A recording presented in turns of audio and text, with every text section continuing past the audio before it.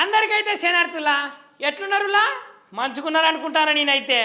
ఇగో నేనైతే శంకర్ గౌడు మీ అందరికి ఎరికే.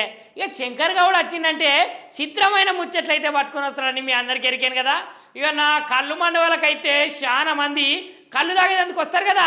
ఇక వాళ్ళైతే ఇరాం లేని ముచ్చట్లయితే పొద్దు పోకుండా చెప్తారు. ఇక అట్లాంటి ముచ్చట్లనైతే నేను మీ ముంగలికి తెచ్చిన. కానీ ఇగో ఏమనుకుంటున్నారంటే ఏం లేదులా, సీఎం రేవంత్ రెడ్డి సార్ వచ్చినప్పుడైతే మన తెలంగాణ రాష్ట్రంలో ఉన్నటువంటి జనాలైతే మంచిగా ఉన్నారటనులా. అయితే రాజేంద్ర నగర్లోనైతే ప్రొఫెసరు జయశంకరు వ్యవసాయ విద్యాలయం ఉన్నది కదా.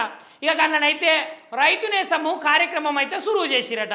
ఇక రైతు నేస్తం కార్యక్రమానికైతే చీఫ్ గెస్ట్గానైతే మన ముఖ్యమంత్రి రేవంత్ రెడ్డి సార్ వచ్చిండు.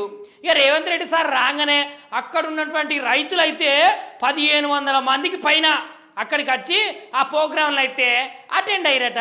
ఇక సార్ను చూడంగానే వాళ్ళ ముఖంలో సంతోషం చూడాలని ఆయన మస్తుగనం అంటే మస్తుగనం సంతోషపడుతున్నారట.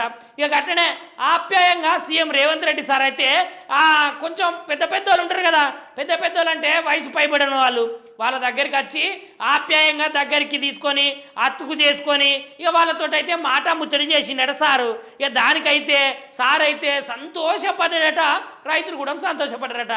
ఇక ఈ కార్యక్రమానికైతే ఎమ్మెల్యేలు కలెక్టర్లు అందరూ వచ్చి విజయవంతం చేసిరట. సారు కూడా రైతులందరికీ ఏకదం హామీలు ఇచ్చిండట. మీకు ఎట్లాంటి కష్టం వచ్చినా నేను కష్టానికి ముంగటుండి మీ కష్టాన్ని అయితే నెరవేరుస్తా అని చెప్పిండటనులా. మరి మంచికే కదా సార్ చెప్పింది.